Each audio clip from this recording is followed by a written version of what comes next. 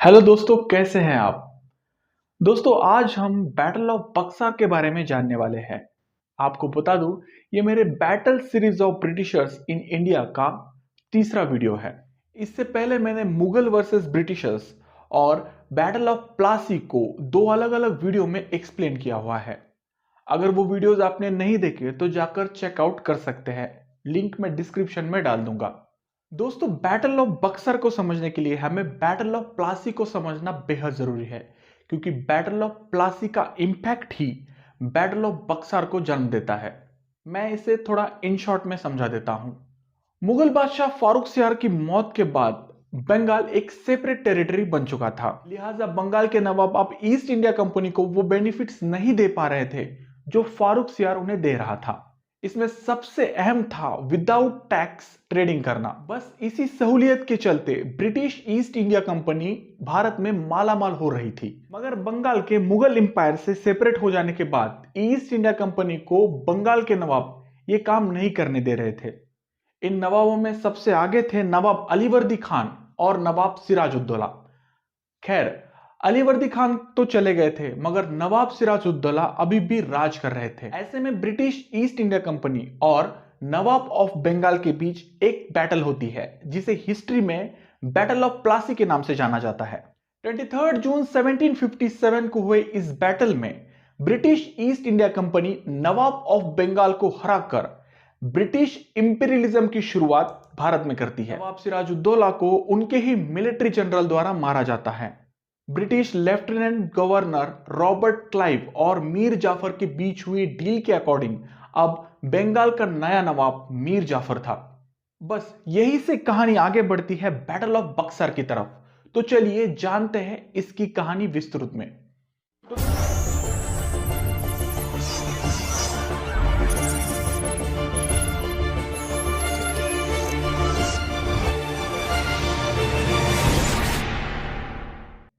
तो दोस्तों, मीर जाफर के नवाब बनते ही ईस्ट इंडिया कंपनी भारत में लूट मचा रही थी।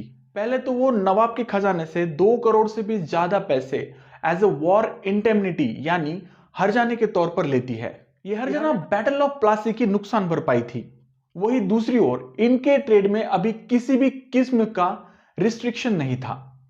वो अब 0% टैक्स के हिसाब से भारत में व्यापार कर रहे थे। ये बात मीर जाफर को रियलाइज होते होते 3 साल गुजर जाते हैं। ऐसे में मीर जाफर सोचता है, यार मैंने तो गलत लोगों के साथ एक गलत डील कर दी। मैं नवाब इसलिए बना था कि मुझे सत्ता पावर चाहिए थी, मगर इन अंग्रेजों ने तो मुझे अपने हाथ की कठपुतली बना रखा है। ऐसे में वो जाता है डच ईस्ट इंडिया कंपनी के पास कि भाई चलो और मेरा घर बचाओ, ये अंग्रेज मेरा घर बर्बाद कर रहे हैं। डच ईस्ट इंडिया कंपनी आती है और ब्रिटिशर्स से बुरी तरह से हार के वापस चली जाती है। अब ब्रिटिशर्स मीर कासिम की इस हरकत से बहुत गुस्सा हो जाते हैं। और हो भी क्यों ना, अगर उनकी बनाई कठपुतली ही उन्हें अगर काटने दौड़े तो गुस्सा तो आएगा ही। ऐसे में मीर जाफर को अंग्रेजों द्वारा नवाब की गद्दी से हटाया जाता है और उसके जगह उसके ही दामाद मीर कासिम को बिठाया जाता है। लिहाजा मीर कासिम भी मीर जाफर की तरह ही एक महत्वाकांक्षी बंदा था। उसे भी अंग्रेजों की हाथ की कठपुतली बनना कतई मंजूर नहीं था। जब यह बात अंग्रेजों को पता चलती है कि मीर कासिम भी मीर जाफर की तरह ही बगावत पर उतर आया है, तो वो फिर से मीर जाफर को नवाब के पद पर बिठा देते हैं। यह साल था 1763 का। तो आप यही से अंग्रेजों की ताकत का अंदाजा लगा सकते हैं। ये नवाब तो ऐसे बदल रहे थे मानो गुड्डा गुड्डी का खेल चल रहा हो। जिसे चाहे नवाब की गद्दी पर बिठा दिया और जिसे चाहे नवाब की गद्दी से उतार दिया। मीर जाफर के फिर से नवाब बनने के बाद मीर कासिम अपने कुछ चुनिंदा साथियों के साथ अवध भाग जाता है। उस समय अवध का नवाब था नवाब शुजा-उद-दौला। जैसे मीर कासिम अंग्रेजों से बचकर शुजा-उद-दौला के पास शरण लेने आया था, वैसे ही मुगल बादशाह शाह आलम II उसके खून के प्यासे कुछ दरबारियों से बचने के लिए दिल्ली छोड़कर वही आया हुआ था। या हम साइकोलॉजिकल पॉइंट ऑफ व्यू से सोचे तो भारत के सबसे बड़े 3 किंगडम अवध, मुगल और बंगाल अंग्रेजों से 2-2 हाथ करने जा रहे थे, मगर रियलिटी कुछ और थी। समझाता हूं। मुगल बादशाह शाह आलम II भले ही एक दिल्ली का मुगल बादशाह था, मगर वो खुद ही अपने दरबारियों से अपनी जान बचाता फिर रहा था। वही दूसरी ओर मीर कासिम बंगाल से अपने कुछ चंद सैनिकों को लेकर शुजा-उद-दौला के पास आया था। ऐसे सिचुएशन में अवध का नवाब नवाब शुजा-उद-दौला ही थोड़ा बहुत स्ट्रॉन्ग पोजीशन में था। चलिए अब इस बैटल को समझते हैं। ऑन 22 अक्टूबर 1764 में बिहार के आर जिले में मौजूद बक्सार के एक मैदान में एक बैटल होती है, जिसे हिस्ट्री में बैटल ऑफ बक्सार के नाम से जाना जाता है। एक तरफ थे बंगाल के मुंह बोले नवाब मीर कासिम, दिल्ली से भागकर आए शाह आलम दी सेकेंड, और अवध के नवाब शुजा-उद-दौला, और दूसरी तरफ थी सारी British East India company. Britishers को लीड कर रहा था कैप्टन हेक्टर मुनरो। शुजा-उद-दौला की अलाइड फोर्सेस की बात करें तो उसके पास थी करीब करीब 60,000 से भी ज्यादा सेना। वहीं हेक्टर मुनरो की बात करें तो उसके पास थे महज 7,000 सैनिक। अगर क्वांटिटेटिवली बात की जाए तो शुजा-उद-दौला की सेना ब्रिटिश ईस्ट इंडिया कंपनी से 9 गुना बड़ी थी, मगर फिर भी British East India company battle ground पर अपने से ज्यादा 9 गुना बड़े सेना पर भी भारी पड़ जाती है। ये ब्रिटिश ईस्ट इंडिया कंपनी की अब तक की भारत में की सबसे बड़ी जीत थी, जहां महज 7,000 सैनिकों ने दुश्मन के 60,000 से भी ज्यादा सैनिकों को परास्त किया था। इस विक्ट्री ने अब ब्रिटिश ईस्ट इंडिया कंपनी को आधे हिंदुस्तान का मालिक बना दिया था। अंग्रेजों से मिली इस हार के बाद मीर कासिम भाग जाता है। वो ऐसा भागा कि वापस कभी लौटकर आया ही नहीं। कुछ लोग ये मानते हैं कि अपने आखिरी दिनों में ये बंगाल की सड़कों पर भीख मांगता नजर आ रहा था, मगर इसका हिस्ट्री में कोई ठोस प्रूफ नहीं है। खैर, इस बैटल के बाद अंग्रेजों द्वारा शुजा-उद-दौला और शाह आलम को कैद किया जाता है। अब होती है भैया असली कहानी शुरू। तो होता यह है कि ब्रिटिश ईस्ट इंडिया कंपनी तो ठहरी एक ट्रेडिंग कंपनी, और हेक्टर मुनरो उसका एक आर्मी जनरल। इस विक्ट्री के बाद उसे यह एहसास होने लगा था कि यार ये मैंने तो मेरे औकात से बाहर काम कर दिया, अब इसके बाद आगे क्या करना है ये मेरी बस की बात नहीं है। ऐसे में वो इंग्लैंड चिट्ठी भेजकर आगे क्या करना है इसकी सलाह मांगता है। जब मुनरो की ये चिट्ठी ब्रिटिश पार्लियामेंट में पहुंचती है तब ब्रिटिश पार्लियामेंट फिर से रॉबर्ट क्लाइव को बंगाल का गवर्नर जनरल बनाकर वापस भेजती है। आपको अगर याद होगा तो ये वही रॉबर्ट क्लाइव है जिसने प्लासी की बैटल में बंगाल को ब्रिटिश ईस्ट इंडिया कंपनी के अंडर लाया था। ये वहां की पॉलिटिक्स बखूबी जानता था, इसलिए ब्रिटिश ईस्ट इंडिया कंपनी ने उसे दोबारा इस जगह भेजा था।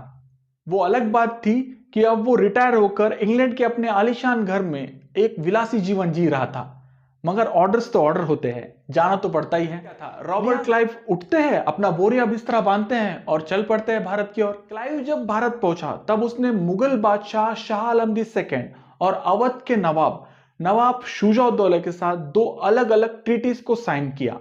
इन ट्रीटीज को ट्रीटीज ऑफ इलाहाबाद के नाम से जाना जाता है। चलिए इन्हें डिटेल में जानते हैं। 12 अगस्त 1765 को first treaty of Allahabad sign की जाती है। ये ट्रीटी क्लाइव ने मुगल बादशाह शाह आलम दी सेकेंड के साथ की थी। इस ट्रीटी के मुताबिक अब ब्रिटिश ईस्ट इंडिया कंपनी को बंगाल, बिहार और उड़ीसा का दीवानी राइट्स यानी टैक्स कलेक्शन का काम मिल जाता है। इसके बदले वो आने वाले हर मुगल बादशाह को 26 लाख रुपए एज अ पेंशन के रूप में देंगे। चलिए जानते हैं सेकेंड ट्रीटी ऑफ इलाहाबाद के बारे में। ये ट्रीटी 16 अगस्त 1765 को अवध के नवाब शुजा-उद-दौला के साथ साइन की गई। इसके मुताबिक अवध के इलाहाबाद और कड़ा के क्षेत्र मुगल बादशाह को दे दिए गए। वहीं दूसरी ओर कंपनी ने अवध में फ्री ट्रेड करने की परमिशन भी ले ली। इस ट्रीटी के तहत नवाब शुजा-उद-दौला कंपनी को 50 लाख रुपए एज अ वॉर इंडेमनिटी यानी युद्ध हर जाने के रूप में देता है। तो ये थी इलाहाबाद में होने वाली वो ट्रीटीज जो आने वाले समय में ब्रिटिश ईस्ट इंडिया कंपनी को मालामाल बनाने वाली थी। कैसे, आगे समझाता हूं। दोस्तों, ट्रीटी ऑफ इलाहाबाद के चलते ब्रिटिश ईस्ट इंडिया कंपनी को बंगाल, उड़ीसा और बिहार का दीवानी राइट्स यानी टैक्स कलेक्शन का काम मिल गया था। इसकी वजह से कंपनी को अपना ट्रेड करने के लिए ब्रिटिश ईस्ट इंडिया कंपनी के सामने नाक रगड़ने की जरूरत नहीं थी। वो चाहे उतना पैसा टैक्स कलेक्शन के जरिए जनरेट कर सकते थे। वो इस कलेक्ट किए टैक्स के पैसों से भारत में लो प्राइस पर प्रोडक्ट्स को खरीदा करते और ब्रिटिश मार्केट में हाई प्राइस में उसे बेचा करते। इससे कंपनी को भारी मुनाफा हो रहा था। यही से कच्चा माल सस्ती कीमतों में इंग्लैंड जा रहा था और वहां से फिनिश प्रोडक्ट भारत में आकर बेचा जा रहा था। इंग्लैंड में हुए इंडस्ट्रियल रिवॉल्यूशन के चलते ये प्रोडक्ट इंडियन मार्केट के मुकाबले ज्यादा आइडेंटिकल और किफायती हुआ करते थे। वहीं इंडियन मार्केट की बात करें तो यहाँ के प्रोडक्ट ज्यादातर हैंडक्राफ्टेड हुआ करते थे, जो ज्यादा महंगे भी थे और अनआइडेंटिकल भी थे। ऐसे में ब्रिटिशर्स की इंडियन मार्केट में चांदी होने लगी और भारत का हैंडक्राफ्ट बिजनेस गिरने लगा। इस बैटल ऑफ बक्सार ने ना सिर्फ भारत में ब्रिटिशर्स की एक कॉलोनी स्टैब्लिश की थी, बल्कि भारत का एक शाश्वत लूट का दौर भी शुरू कर दिया था। लिहाजा इस हिस्टोरिकल बैटल के चलते भारत गरीबी की ओर बढ़ता चला जा रहा था। तो दोस्तों, आपकी इस बैटल ऑफ बक्सार के बारे में क्या राय है, कमेंट बॉक्स में जरूर लिखें। अगले आने वाले वीडियो में हम एंग्लो मैसूर वॉर के बारे में जानेंगे। वीडियो अच्छा लगे तो प्लीज इसे लाइक कर अपने दोस्तों में शेयर करें और हां, कंटिन्यूअस अपडेट के लिए चैनल को सब्सक्राइब कर बेल आइकॉन दबाएं। तो मिलते हैं अगले वीडियो में, तब तक के लिए धन्यवाद।